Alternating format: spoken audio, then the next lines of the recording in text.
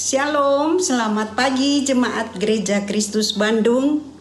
Saya percaya bahwa kita semua berada dalam keadaan yang penuh sukacita.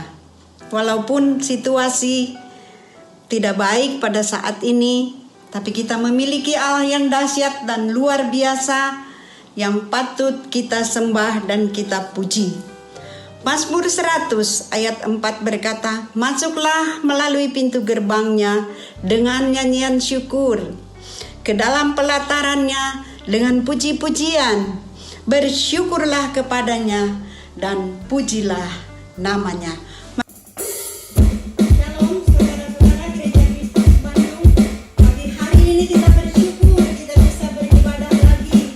Kita berdoa, bukan berdoa, bernyanyi bersorak sehingga ada lawatan terjadi di mana-mana tempat. Haleluya.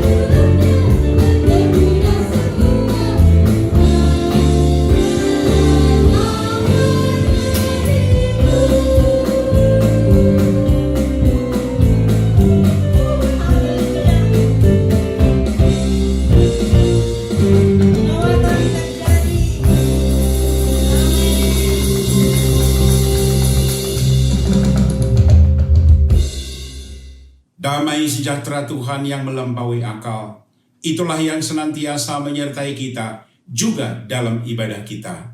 Amin.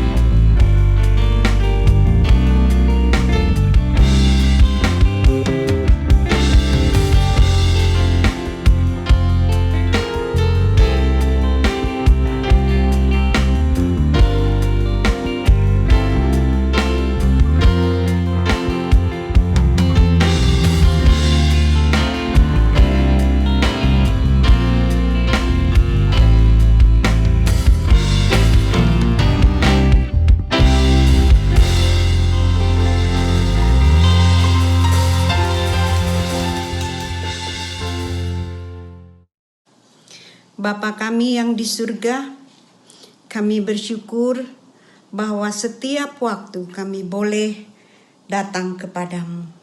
Kami tahu bahwa Engkau ada bersama-sama dengan kami di dalam setiap musim kehidupan kami. Engkau tidak pernah membiarkan kami sendiri. Kekuatan daripadamu ada di jiwa kami ya Tuhan. Dan kami tidak pernah ragu akan kasih-Mu. Bersamamu kami dapat lewati semuanya.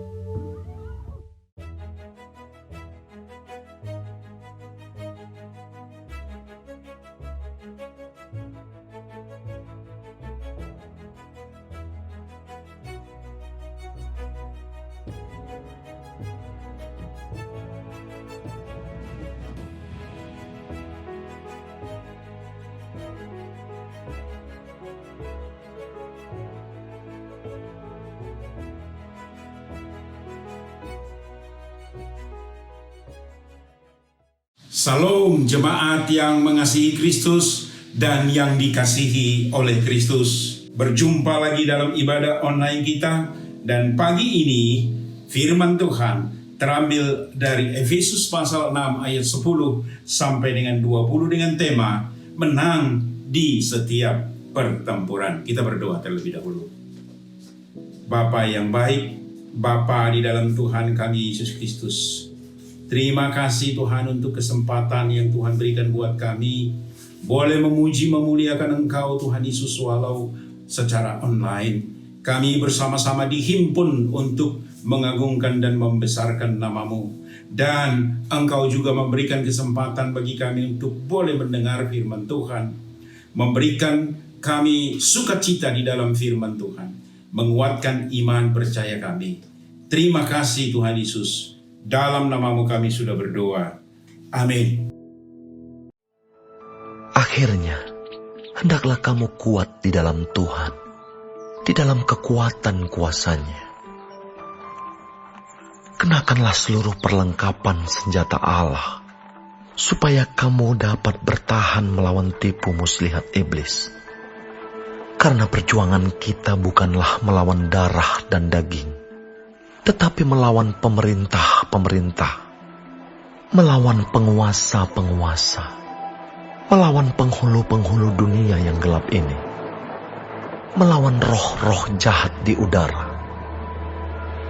Sebab itu, ambillah seluruh perlengkapan senjata Allah, supaya kamu dapat mengadakan perlawanan pada hari yang jahat itu, dan tetap berdiri sesudah kamu menyelesaikan segala sesuatu. Jadi, berdirilah tegak, berikat pinggangkan kebenaran, dan berbaju zirahkan keadilan. Kakimu berkasutkan kerelaan untuk memberitakan Injil damai sejahtera. Dalam segala keadaan, pergunakanlah perisai iman, sebab dengan perisai itu, kamu akan dapat memadamkan semua panah api dari si jahat. Dan terimalah ketopong keselamatan dan pedang roh, yaitu firman Allah, dalam segala doa dan permohonan.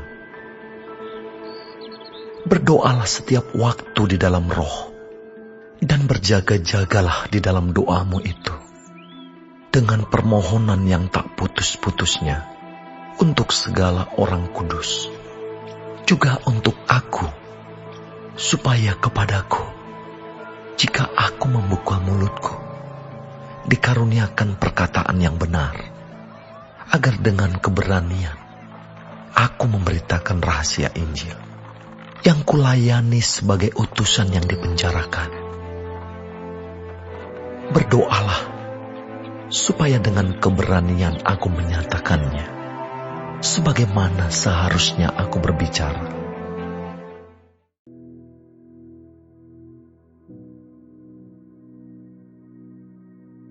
Bapak Ibu yang dikasihi Tuhan, kalau kita amati kehidupan orang-orang percaya saat ini, maka dengan mudah kita temukan ada orang-orang yang meninggalkan Kristus di tengah perjalanan hidup mereka. Itu kita bisa temukan di dalam hari-hari kita, dan kita juga bisa temukan itu di dalam sosial media.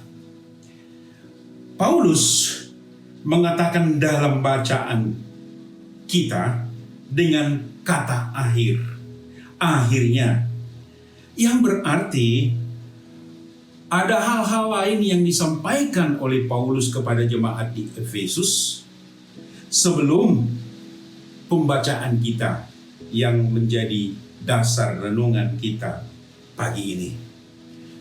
Memang kalau kita perhatikan tulisan Paulus kepada jemaat di Efesus, mulai dari pasal 1 sampai dengan pasal 6 ayat 1 sampai dengan 9, di situ kita temukan bahwa Paulus menekankan keselamatan orang berdosa adalah anugerah Tuhan, adalah kuasa Tuhan. Penyertaan Tuhan dalam jemaat untuk boleh tetap percaya kepada Tuhan Yesus dan juga boleh mempraktekkan iman mereka kepada Tuhan Yesus adalah kuat kuasa Allah juga. Itulah penekanan Paulus kepada orang-orang di jemaat di Efesus. Dan setelah itu dia masuk dalam renungan kita. Mulai dari ayat 10 saya baca, akhirnya hendaklah kamu kuat di dalam Tuhan, di dalam kekuatan kuasa-Nya. Dalam bacaan ini kembali Paulus menekankan bahwa kuasa Tuhan itulah yang menyelamatkan dan kuasa Tuhan itulah yang menyertai perjalanan jemaat di Efesus untuk mempraktekkan gaya hidup percaya kepada Tuhan Yesus. Tetapi di dalam bacaan ini Paulus juga menekankan sisi lain, ya. Sisi lain yaitu bahwa hendaklah kamu kuat, katanya. Berarti ini adalah kata-kata yang ditujukan kepada orang Efesus supaya mereka menjadi kuat. Dengan kata lain, Bapak Ibu, supaya jemaat Efesus menjadi pemenang atau menang di setiap pertempuran. Termasuk kita tentunya ada beberapa poin yang kita harus perhatikan. Yang pertama, ada hubungan antara kekuatan kuasa Allah dan kehendak manusia. Itu yang saya lihat. Sekali lagi, ada hubungan antara kekuatan kuasa Allah dan kehendak manusia. Kekuatan kuasa Allah itu sudah nyata, sudah jelas melalui Tuhan kita Yesus Kristus yang menjadi pemenang. Walau iblis ingin mengalahkan dia, tetapi dia keluar menjadi pemenang. Itu sebabnya ada firman Tuhan di dalam 1 Korintus pasal 15 ayat 54b sampai dengan 55, dia katakan begini, maut telah ditelan dalam kemenangan. Hai maut, di manakah kemenanganmu? Hai maut, di manakah selatmu? Dengan kata lain, Bapak Ibu, kuasa Allah di dalam Yesus Kristus tidak perlu kita ragukan. Itulah yang menyertai kita dan itu jugalah yang menyelamatkan kita. Kuasa Allah itu. Oleh karena itu kita terus memuji memuliakan Tuhan karena kuasa Allah itu adalah menjadi andalan kita. Poin yang kedua dari hal ini bahwa kuasa Allah di sisi lain, tetapi ada kehendak manusia. Tetap ada. Kehendak manusia tidak dibatalkan oleh kemenangan Tuhan. Tetapi kehendak manusia itu tetap ada. Efesus adalah kota pelabuhan, kota besar. Semua pesona dunia ada di sana. Dan kepercayaan yang bertentangan dengan percaya kepada Allah ada juga di sana. Nah, sekarang jemaat Efesus harus memilih. Kalau kita perhatikan dengan situasi kita sekarang tidak jauh berbeda dengan Efesus. Kota Bandung, kota Jakarta, atau di mana-mana di kota-kota di Indonesia yang ada banyak pesona. Dan pesona ini menarik orang untuk tidak percaya kepada Tuhan. Keyakinan-keyakinan yang lain menarik orang untuk tidak percaya kepada Tuhan. Nah, sekarang bagaimana? Kuasa Allah ada, Bapak Ibu. Jangan kita ragukan. Tetapi ada kehendak manusia dan Tuhan tidak mencabut kehendak manusia itu. Nah, jadi untuk kita boleh menang, maka kita harus memilih tetap percaya kepada Tuhan Yesus atau kita memilih pesona dunia dan atau kita memilih untuk percaya kepada yang lain.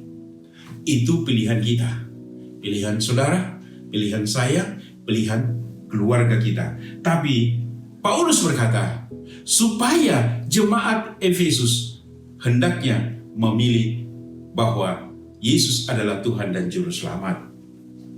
Poin yang kedua yang saya lihat dari firman Tuhan ini, Paulus mengingatkan orang-orang di Efesus supaya mereka sadar apa itu, bahwa memang ada musuh. Ada musuh yang ingin membinasakan. Pencuri datang hanya untuk membunuh dan membinasakan. Yohanes pasal 10 ayat 10. Pencuri atau iblis targetnya adalah untuk membinasakan. Oleh karena itu, itulah musuh kita. Karena dia ingin banyak orang yang bersama-sama dengan dia di neraka. Ada musuh perlu kita sadari.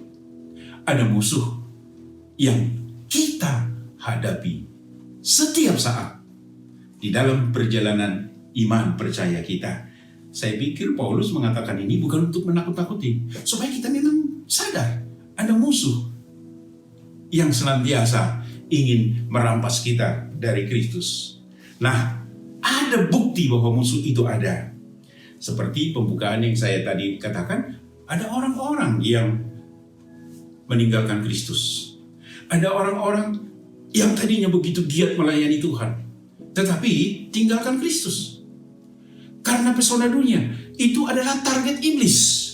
Iblis ingin menarik sebanyak-banyaknya orang untuk tidak mau percaya kepada Tuhan Yesus Kristus. Itu adalah pekerjaan setan. Itu adalah pekerjaan iblis. Kalau saya boleh ambil ilustrasi sekarang saat ini yang kita hadapi, COVID-19. COVID-19 tidak kita lihat. Nggak bisa dilihat kasat mata, melalui mikroskop mungkin bisa lihat ya. Tapi dengan kasat mata nggak bisa. Tetapi ada bukti, bukti pekerjaannya. Apa itu? Banyak orang yang terpapar, banyak orang yang meninggal. Aduh, luar biasa. Begitu juga dengan iblis, Bapak Ibu. Nggak kita lihat dia dengan kasat mata, tetapi jangan berpikir bahwa kalau kita tidak lihat secara kasat mata itu berarti tidak ada. Tidak, Bapak Ibu. Ada, dan ada bukti pekerjaannya. Iblis itu licin, Bapak Ibu, sangat licin. Dia begitu getol dan dia begitu berusaha untuk menarik sebanyak-banyaknya jiwa untuk tidak percaya kepada Tuhan Yesus. Pada waktu Tuhan Yesus memulai pelayanannya, iblis berani untuk menggoda dia. Iblis berani mencobai dia, Bapak Ibu yang dikasihi Tuhan. Puji Tuhan, Yesus Kristus tidak takluk, justru Yesus Kristus menaklukkan, ya kan? Dia coba, Bapak Ibu. Tetapi pada waktu dia gagal coba Tuhan Yesus, maka sekarang dia coba juga orang-orang yang percaya kepada Tuhan Yesus. Itu sebabnya ada firman Tuhan di dalam 1 Petrus pasal 5 ayat 8. Kita hafal firman Tuhan ini, Bapak Ibu. 1 Petrus pasal 5 ayat 1 Petrus pasal 5 ayat 8, firman Tuhan berbunyi demikian. Oke. 1 Petrus pasal 5 ayat 8. Sadarlah dan berjaga-jagalah. Lawanmu si iblis berjalan keliling sama seperti singa yang mengaum-ngaum dan mencari orang yang dapat ditelannya. Sering kita dengar firman Tuhan ini jadi ayat hafalan kita juga. Kita perlu sadar. Ada iblis, ada musuh kita yang berjalan berkeliling untuk mencari orang yang dapat ditelannya. Karena apa? Dia ingin supaya sebanyak-banyaknya orang bersama-sama dengan dia di neraka. Itulah target iblis. Maka perlu kita memberikan atensi untuk ini, supaya kita jangan terjebak dengan iblis. Poin yang ketiga, firman Tuhan katakan, ambillah seluruh perlengkapan yang sudah Tuhan sediakan. Jadi kita bersyukur kepada Tuhan. Tuhan tidak biarkan kita berjalan sendiri, menjalani hidup kita, menjalani iman percaya kita, tetapi Tuhan memberikan kita perlengkapan. Tuhan memberikan kita perlengkapan senjata Allah untuk boleh mengalahkan iblis, supaya kita boleh menjadi pemenang. Oleh karena itu, poin yang pertama saya katakan dalam hal ini, jangan pernah mau melawan iblis sendiri. Konyol. Tetapi kita harus melawan iblis dengan iman percaya kita.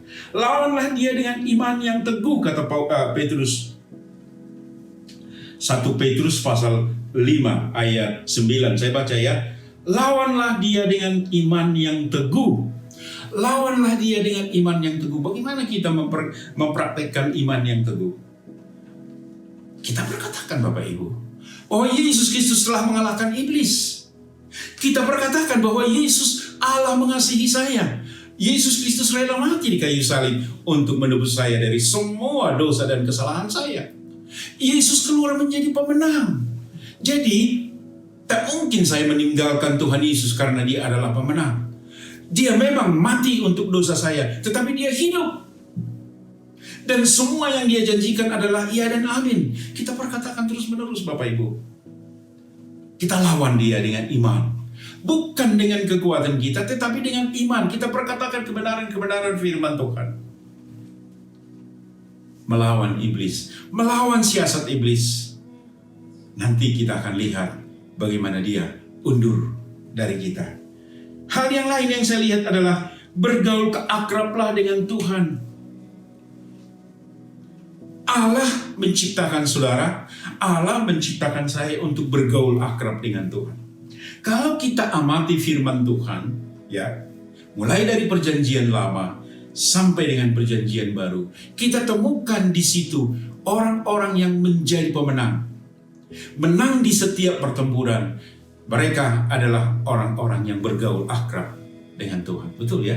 Henok bergaul akrab dengan Tuhan, Bapak Ibu. Abraham bergaul akrab dengan Tuhan. Musa bergaul akrab dengan Tuhan. Elia bergaul akrab dengan Tuhan. Nabi-nabi bergaul akrab dengan Tuhan. Para rasul bergaul akrab dengan Tuhan. Hebat. Mereka bergaul akrab sedemikian rupa dengan Tuhan. Mereka tidak mampu diombang-ambingkan. Karena apa? Mereka bergaul akrab dengan Tuhan. Baik setelah Tuhan Yesus, pada waktu Tuhan Yesus masih di dalam dunia, dan setelah Tuhan Yesus naik ke surga, mereka bergaul akrab dengan Tuhan. Pergaulan tidak dibatasi oleh apapun dari mereka, Bapak Ibu yang dikasihi Tuhan. Mereka terus membina hubungan akrab dengan Tuhan. Bergaul akrab dengan Tuhan adalah kunci untuk boleh menjadi pemenang di setiap pertempuran. Karena dengan kita bergaul akrab dengan Tuhan, Tuhan memberikan kekuatan kepada kita. Dengan bergaul akrab dengan Tuhan, Tuhan berbicara kepada kita. Dengan bergaul akrab dengan Tuhan, Tuhan menopang kita, Bapak Ibu yang dikasihi Tuhan. Itu sebabnya saya sangat bersuka cita di mana gereja kita membuat program membaca Alkitab selesai setahun. Itu adalah bagian dari bergaul akrab dengan Tuhan. Saat teduh kita galakan, ya kan? Bible study, 2 malam, gembala menyapa, dan semua itu kita buat supaya seluruh jemaat bergaul akrab dengan Tuhan. Karena dengan bergaul akrab dengan Tuhan pasti menang. Terima kasih Tuhan Yesus untuk lawatan firman Tuhan buat kami.